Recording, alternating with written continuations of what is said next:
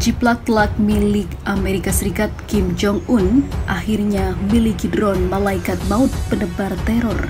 Barat bergetar. Our government stance remains that illegal weapons trade with North Korea, which violates UN Security Council sanctions against North Korea and harms international community's peace and security, must stop immediately.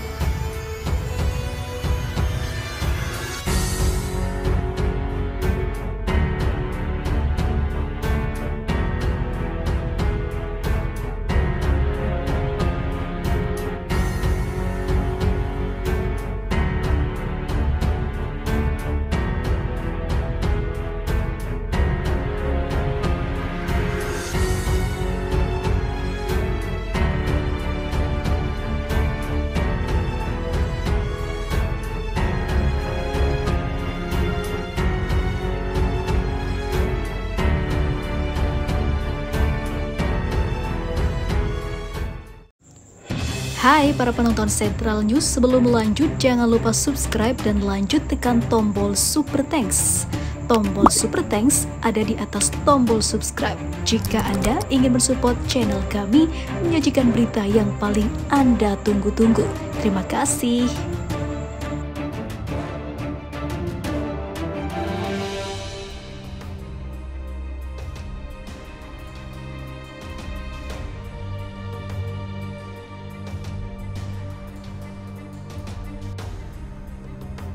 Sebuah alat utama sistem persenjataan baru milik Korea Utara secara menjengangkan muncul dalam parade militer terbaru.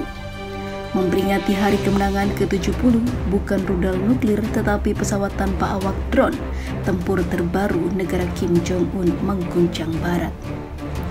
Dilansir dari Familita dari kantor berita Korea Utara KCNA, selain memamerkan rudal balistik antar benua ICBM berkemampuan nuklir Hwasong 17 dan Hwasong 18, Tentara Rakyat Korea Utara atau KPA juga menampakkan senjata anyar berupa drone. Dalam laporan lain yang dikutip Familita dari NK News, terlihat dua drone tempur militer Korea Utara yang dibawa oleh truk dan akhirnya menjadi sorotan dunia. Video berdurasi hampir 1 menit itu memperlihatkan dua drone Korea Utara yang bentuknya sangat mirip dengan pesawat tanpa awak milik Amerika Serikat, General Atomics MQ-9 Reaper dan Northrop Grumman RQ-4 Global Hawk. Senjata baru militer Korea Utara itu disaksikan langsung oleh pemimpin tertinggi Kim Jong-un. Kim tertangkap kamera tengah bercengkrama hangat dengan Menteri Pertahanan Rusia Jenderal Sergei Shoigu yang turut hadir dalam acara tersebut. Drone baru Korea Utara itu diluncurkan dalam rekaman televisi negara dari parade militer pada hari Kamis. Sementara Kim Jong-un ditampilkan berbicara dengan Menteri Pertahanan Rusia Sergei Shoigu, bunyi laporan NK News. Meskipun memiliki kesamaan bentuk dengan drone tempur MQ-9 Reaper dan drone mata-mata RQ-4 Global Hawk militer Amerika Serikat, namun masih belum diketahui fungsi kedua senjata baru korut itu, namun sudah bikin para musuh ketar-ketir. Akan tetapi kedua drone dilaporkan punya peran yang sama dengan milik Amerika sebagai pengintai strategis dan juga penyerang serbaguna. Analis militer dari Open Nuclear Network, Su Tianran, menyoroti Kubah menonjol dalam drone yang mirip dengan pengintai RQ-4 Global Hawk. Jika Kubah pada drone milik Amerika berfungsi sebagai pusat sistem komunikasi, fungsi Kubah drone korut tidak diketahui. Pasalnya, Korea Utara adalah negara yang tidak memiliki satelit komunikasi, tapi di sisi lain, Tianran memperhitungkan kemampuan Korea Utara untuk menyewa ruang berikut kecepatan koneksi satelit negara sekutu, semisal China ataupun Rusia. Sementara Direktur Proyek Non-Proliferasi Asia Timur di Pusat Studi Non-Proliferasi, Daniel Pinkston juga memprediksi jika drone pengintai korut sangat berbahaya bagi Korea Selatan. Mampu menempatkan UAV itu dalam posisi berkeliaran atau melacak di dekat bagian selatan Korea Utara, maka itu bisa memberi mereka kesempatan untuk mengumpulkan banyak data intelijen dari Korea Selatan, ujar Pinkston dilansir di Familita dari The Defense Post.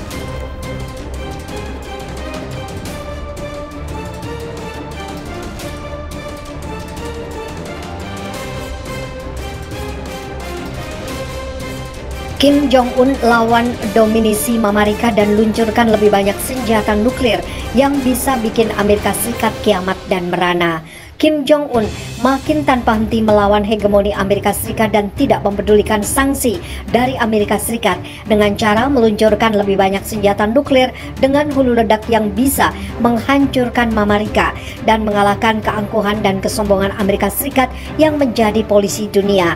Sementara itu sebelumnya pemimpin Korea Utara Kim Jong-un dan pejabat politik puncaknya berjanji untuk meningkatkan produksi senjata nuklir yang kuat untuk melawan dominasi Amerika Serikat.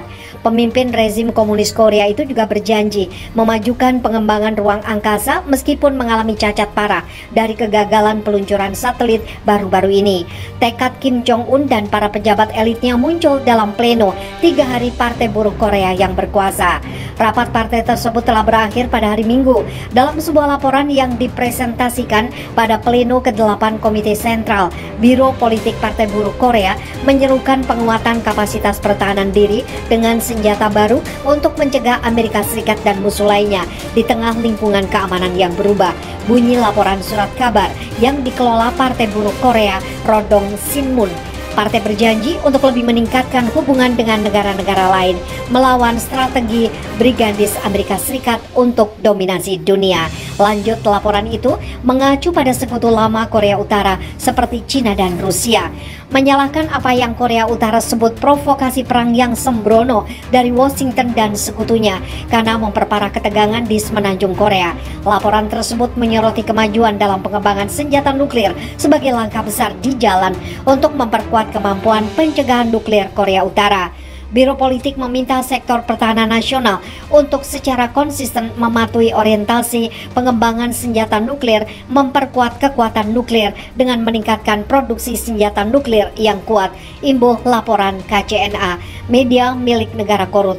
Biro Politik menginstruksikan para ilmuwan untuk menganalisis penyebab kegagalan berhasil meluncurkan satelit pengintai militer lainnya pada tanggal awal.